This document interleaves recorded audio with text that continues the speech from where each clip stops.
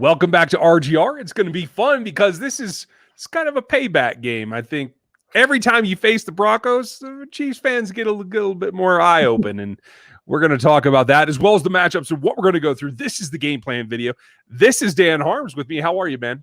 Doing good. Got a different brew with me tonight. I just got a 12-pack that's just 4 different kinds of Boulevard beers, which is pretty awesome. This is called Steep Drop. For those of you in Kansas City that can get it, It's a nitro cold brew milk stout, and it's amazing. So I fully endorse this beer. For anything with Boulevard on it is a win. So well done. I don't get those.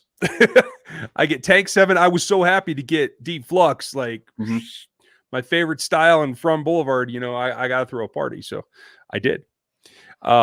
And that lasted one evening. So, folks, besides the beer talk that you'll get here, we're going to talk all kinds of Chiefs. If you're not subbed, do that now. Hit the bell, the like, and then bell notification. Not the bell, the like, and the bell notification, although that sounds kind of fun. The like and the sub, because we need more subs around here. You members, we'll have something for you Sunday morning. I'll give you a quick snippet. And if you want to become a member, folks, that's how you get some of the behind the scenes, the more intricate kind of stuff that we don't want to say out loud and loud voices is the way that I'll put that. So stuff that my kids can't hear. Beyond that, though, there's a lot to talk about. And this is a team in the Denver Broncos that I feel is still dangerous. And especially when we look back about what the Chiefs have done this year, there's been a couple of times where I really have felt that they have slightly overlooked or looked to the next game rather than at their opponent. And I'm a little concerned about that here. Yeah, you've got kind of a perfect storm here. The Broncos got really screwed by the NFL, not just pushing their game to Monday and allowing them to get that 5th day of testing for their quarterbacks done, which would have allowed Drew Lock to play. And then now you've got what the Chiefs did to them last time. You have the Saints after the Broncos for the Chiefs. Like, this is kind of a perfect culmination of the overlook of the Chiefs, of the Broncos, and them, the Broncos wanting to, one, get revenge and kind of come back to play after having to play with a wide receiver practice squad quarterback last week. So this is kind of an interesting little nighttime matchup we got for this game. It's going to be fun. Yeah, and hey, all power to him. Good for you. Yeah, I do not feel bad about how the passing went because that's not your fault. You filled in a role that your team needed, and I praise him for that. I think that's off tremendous. One night prep. Like, he had one night to prep for this. Like, right. Good for him. I don't really care if you – and this just goes to show everybody that said before the game that you could get in there and complete passes. No, you can't. It doesn't work that way. Yeah, I can't make blocks. Nobody else can make passes. There's no way. No. And that's fine. That's why I'm old and I get to sit out here. And that's just the way that rolls. But it does leave them wanting. And I think that what they showed actually inspired me a little bit because – the Broncos defense didn't let down. They did a good job against the Saints. I don't care that it's Taysom, not Breeze. That's fine. That's an argument. You still had to limit them, and they did a very good job of not letting their guard down, not giving up on it. Clearly, Justin Simmons is the cream of the crop at the back end that's going to face Tyreek Hill and Kelsey and everybody else running patterns. But I don't know at the end of the day, because Bryce Callahan is not going to be in this game, if they have anywhere close enough help for Simmons to really limit what the Chiefs want to do. Yeah, it's unfortunate. That's a great safety duo they had back there, and now you don't get Bryce Callahan. He's on IR, and it really screws what they're going to do. But the Broncos have done this pretty much all year. They found ways to get defensive production out of guys for whoever they got injured, and they continue to find ways to be productive. So I think that they're probably going to have to just double Tyreek and Kelsey, just kind of have that be what they do. Granted, the Broncos have done very well against Kelsey and tight ends this year and in the past, so they might not have to necessarily devote as much attention to him because even in the last game, he was relatively quiet in terms of what Travis Kelsey does. And against the Broncos, he kind of usually is relatively quiet. Just for some reason, this is what they do well. And I would like to see this offense get Kelsey more involved against the Broncos. I feel like he wants to get more involved against the Broncos. So that might be a go-to early for the Chiefs just to kind of feel it out and see what they're doing. But on the back end, they're just going to have to double Tyreek Hill because there's just nothing else that they're going to be able to do. They don't have the corners to keep up with him. They don't have the safety duo now to bracket him. So it's just going to be throwing bodies at a wall, essentially. Yeah, I agree. And it's to the point where this should be a game where Sammy can get back on track in a pretty healthy way. I do feel like his matchups out at the edges are going to be good. If you bring him into the slot, it's still pretty good too. Mm-hmm. I like their young slot guy, their rookie. His name's escaping me right now. But Moody, or are you talking about somebody else? I was talking about Issei. I can't remember his name. Spacing out on it. Sorry, but that's just the way that it goes. It's been a long week. But so even if you move Sammy in, when you move Sammy in, I do feel like there's a good matchup there. But 22 yards for Travis to get what is a significant milestone. And I agree with you. When you look back at Travis's career, I don't think the games that you automatically think about him going off on are against the Broncos. So I think he's like one over the past like 3 or 4 years. That's like one of the rememberable games, but that's really it. Yeah. And that's a credit to the Broncos defense. Just like last week, they have some pride and they're going to come to play. And if anything about the coaching staff, I will say that Vic Fangio and his staff are good at calling defenses. They've gotten, I mean, when your star and Von Miller goes down, before you've even been on the field, that's a significant blow. And to be able to keep this moving, it's clearly a bad thing when Philip Lindsay has to run Wildcat in order to make your offense move. And he got hurt, and they say he'll be back. And he is a spry guy. If he is healthy and he's recovered, he is somebody that Chiefs have to pay attention to. This is not a lay it down game. This is not the champs versus pick number 1, as much as they might be in the top 10. I don't know exactly where they sit right now, but this has to be taken seriously. Yeah, Philip Lindsay's always runs wild on us. It seems like he finds creases. He's one of those guys that will always find a crease if it's there. He's just got that type of body type, the vision to get through those smaller holes and break a 30-40 yard run. It's what he does. It's what he's very good at. And the Broncos decided to bring in Melvin Gordon to really just kind of limit what he does, which really kind of irritates me because I like Philip Lindsay. I really do. I think he's an excellent running back, and I think that he's more than capable of being an every down back. But let's just get off the soapbox there real quick. Why you're so comfortable up there? I really am comfortable on the soapbox. I mean, it's one of those things that I just find now that I've gotten comfortable in like talking in front of a camera and a microphone that I have a place to talk and people will listen, which is nice. But better to shout in the dark, I'll tell you that. Yeah, I'll tell you what, man. The Chiefs' defensive front needs to come to play in this game. The offensive line has done a good job of letting Philip Lindsay get those holes. Melvin Ingram not so much, or Melvin Gordon not so much. And I always do that with those guys. He used to play for the Chargers, and now Melvin Ingram, Melvin Gordon, it just always confused me. So now Philip Lindsay's the guy they're going to have to pay attention to. Yes, their receivers don't bring a lot of oomph to the table, and Jerry Jeudy is a guy that I thought we would have to watch out for last game. He's got a bit of an injury this week. He's a limited practice participant, so we don't know if he's going to play. If he does, how effective will he be? Not really sure. And Spags showed last time that he can just mess with Drew Lock's what he's seeing, what he's processing. It just what he did very well. So I expect him to go back to the well and just kind of throw a bunch of different defensive coverages at him and just be like, hey, read it. Good luck.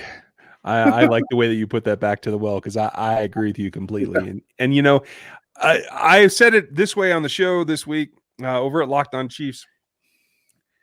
And I think Judy's going to be a force in this division in years to come. It's just right now, especially without Sutton across from him, I think that limits what you can do with him. And nothing against Deshaun Hamilton. And I mean, who's the guy that I keep thinking of?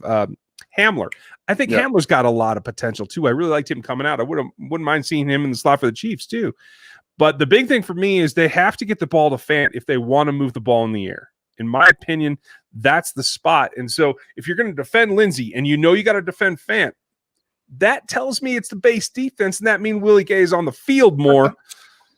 Spags, I hope you're listening. I mean, that would be ideal, right? You figure they're going to have to play a little bit more against the run and tight ends. So, I mean, yeah, let's hope that this is a game that we see him, because last week, he had the one snap again? Like, yeah. At this point, it's kind of laughable. I'm just I watch him, I see the snap count, and I'm just like, yeah, that's That's funny.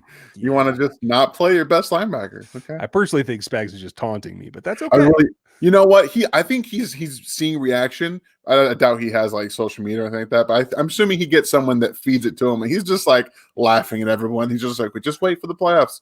Just wait Right. for the playoffs. Right. That's what I say in my head. Like that's what I just tell myself to make me feel better. Well, and they need more help in the middle, and it's funny because I didn't expect it to go this way. Yeah.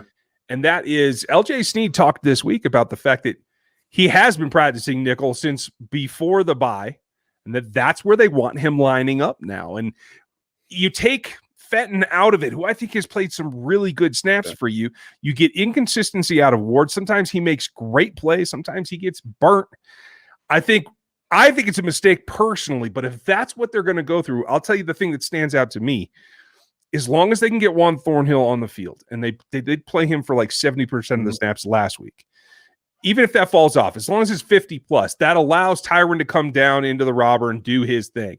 If not, Snead gives you that ability that Tyron has to be a nickel and to be a robber safety. And so maybe they can still get some of that play out of that position with Snead instead of Tyron. And I think that's kind of what they're hoping is going to happen. If they can't have Thornhill on the field, at least getting your two guys on the outside who are best in press man and allowing Snead to kind of roam into what he's doing, whether he's going to be in the nickel or if they're going to play him at safety, and they can still have that type of coverage in the back end if they need it with Snead. They can kind of move him around, and the speed on the field as well as the coverage ability. That's kind of what they're looking at, I think, because they don't know whether week to week, I would imagine, what Thornhill's snaps are going to be, how he's feeling, that kind of thing. So this just kind of gives them that chess piece kind of player they can just move around if they need to and keep him on the field. Yeah, the versatility goes a long way. And, it's one of those things that, again, the inconsistency, we see Dan make some bad plays, we see Sorensen make some super plays. And I think at the end of the day, if you can keep them all on the field,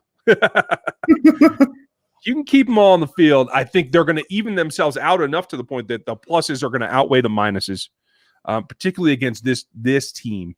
I'm trying not to do what I'm telling them not to do. I'm already thinking about the Saints, so this is a problem. But yeah, got no problems. So when it comes down to it, I do feel like CH and Breland have been sick this week. Yeah. I don't think that's going to be permanent, but if it isn't, I think Fenton comes back on into Breland's spot, and we get to see Lev Bell get more of the bell cow carries. That's true.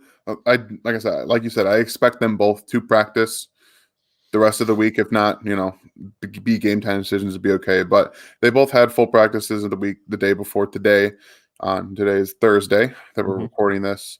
The big thing for me is Shelby Harris just got activated off the COVID list. So he was positive for COVID, and it's been his 2 weeks. Yep. Now he's just getting back into practice. He might not play in this game.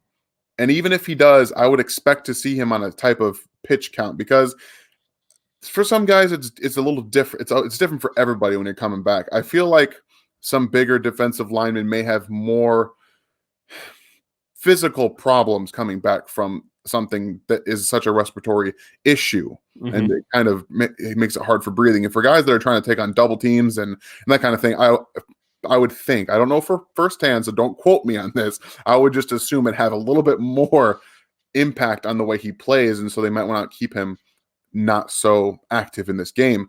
And that's going to be big for the Chiefs' run game, no matter who's in the backfield, because Shelby Harris is an absolute force. He's not only great against the run, he's excellent against the pass rush.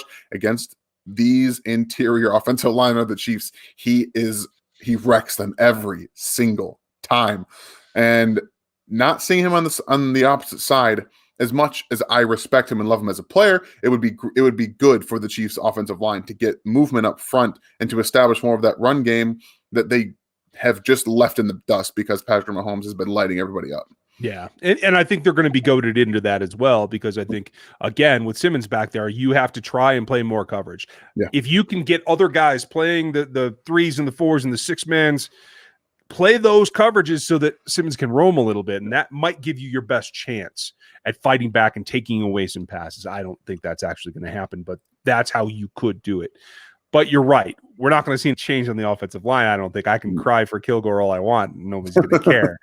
But it does set things up so that you can try to run a little bit more, because I think one thing that will help with is stopping the pinning of the ears from Reed and Chubb, who got the better of you in a couple of times. And I think a lot of that falls on Pat Mahomes to set the blocking scheme to take account for them. Well, he's going to have to, because Austin Ryder only calls out one guy. So it's a theme, huh? I mean, it's just I don't mean to take shots, because I all these guys. I respect every NFL player. I can never do what they do. It's not something that I could do maybe in another life, but not right now. I'm just my body's broken. My Crohn's is taking everything from me. Like I don't have it anymore, guys.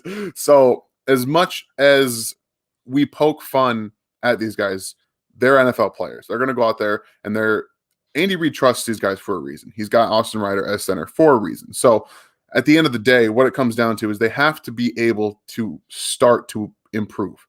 They haven't been great on the interior.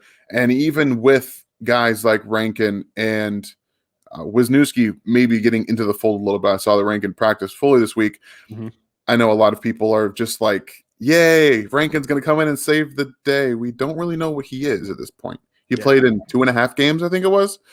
Yes, he had great flashes. He's got some ability, but we don't know what he is. And I just want to emphasize that flashes are great, and I would love to see him come in and just be good. But he's not played at all in the last 1.5-ish time frame. And the guys that are in there have played. They've been starting. They've had that experience. They've got the time in. So Andy Reid's not going to take them out unless there's injury. That's just how it is. So what we're seeing right now is what we're going with probably through to the postseason. So they're going to have to improve and get some more cohesion together. And I think that, as you mentioned, they're going to be goaded into running the football a little bit more. And this would be a good time for them to get some of that chemistry down, to get some of those holes open, and to get some confidence, because they're going to need it going forward. Yeah, I agree. And hopefully that's what we see. At the end of the day, I think that this does come down to a game that you can work on things, and you have a little bit more grace period out there. But I think at the end of the day, it's a 2-score game at least. I'll call it 35-21 in the end. What do you think?